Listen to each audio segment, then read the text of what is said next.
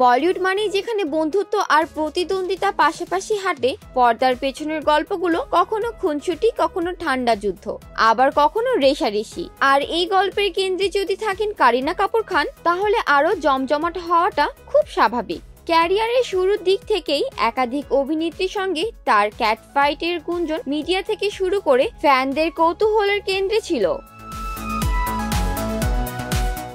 প্রিয়াঙ্কা চোপড়া আর কারিনার সম্পর্কে টানাপোড়েন যেমন শুধু পেশাগত ছিল না, তেমনি কিছুটা ব্যক্তিগত সুরও বাজত সেই দ্বন্দ্বে। একসঙ্গে বেশ কয়েকটি ছবিতে কাজ করার সময় সম্পর্কটা যত না ঘনিষ্ঠ হয়েছিল, তার চেয়ে বেশি দূরত্ব তৈরি হয়েছিল কারণ জোহরের বিখ্যাত টক শো কফি উইথ কারণে। সেই শোয়ের এক পর্বে কারিনা প্রিয়াঙ্কাকে বলেছিল, এই উচ্চারণ তুমি শিখলে কোথা থেকে? প্রিয়াঙ্কার দারুণ ঠান্ডা কিন্তু তাৎক্ষণিক জবাব ছিল, সেই জায়গা থেকেই যেখান থেকে তোমার বয়ফ্রেন্ড সাইব উচ্চারণ শিখেছে। ব্যাস, ভাইরাল ঝড় তো তখনও ছিল না, কিন্তু এই ভিডিও যেন বলিউড দুনিয়ায় ঝড়ই তুলে দিয়েছিল।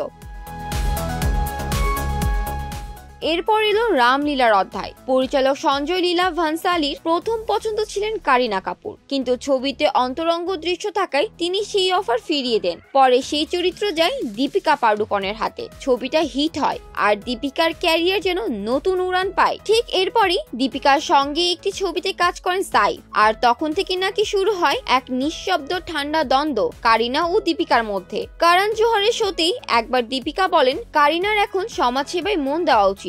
শুনেই বোঝা যায় লড়াইটা কতটা গাঢ় হয়েছিল। তবে শুধু প্রিয়াঙ্কা বা দীপিকা নন, কারিনার জীবনে ছিল বিপাশা বাসুর সঙ্গেও এক চূড়ান্ত বিবাদের অধ্যায়। 2001 সালে আজনাবি ছবি শুটিং সেটে ঘটে সেই বিতর্ক।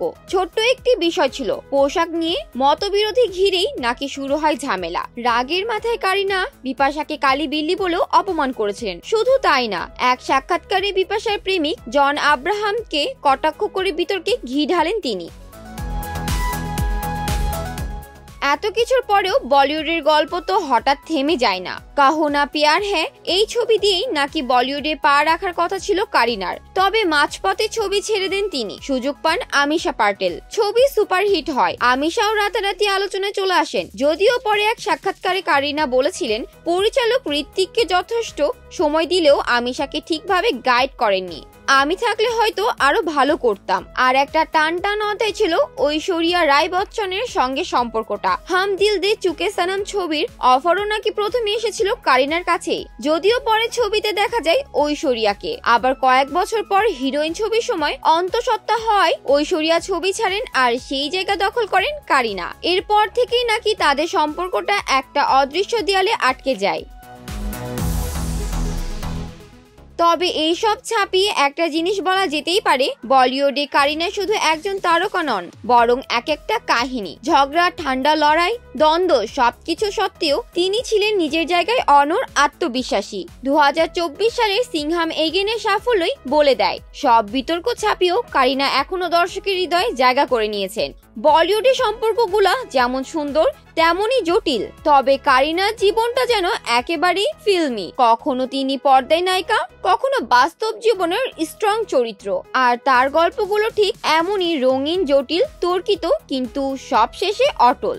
আর ঠিক সেই কারণেই বলিউড মানে আজও বেবো। জান্নাতুল ফেরদৌস, শোবিজ 24, ঢাকা।